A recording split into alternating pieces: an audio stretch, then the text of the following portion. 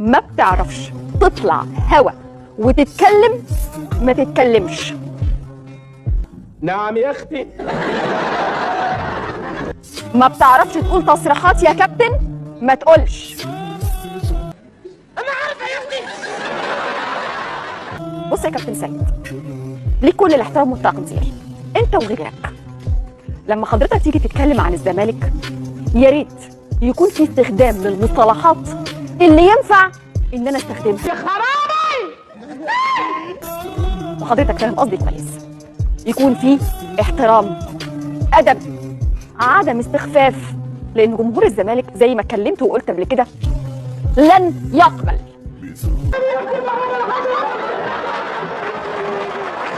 اي محاوله ان يكون فيها استخفاف او تقليل، لانه قلت قبل كده وهقول يوم ما هيكون في دم خفيف هيكون ملوش اي علاقه بنادي الزمالك.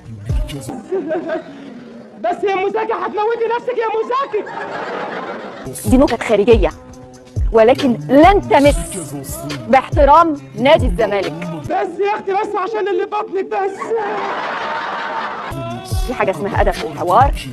احنا عملنا اكتر من صفقه والحقيقه منهم ناس ماشيين بشكل كويس وناس ما زالت الامور مش افضل حاجه. وموجود في ناديك، موجود في ناديك نفسه اللي عنده لعيبه طلعت اعاره لانديه تانيه وما زال ناديك بيدفع مرتباتهم بالدولار. اي حد يفكر يتكلم عن نادي الزمالك هيكون بيقلل من اللحظه. استعبط يا اختي استعبط.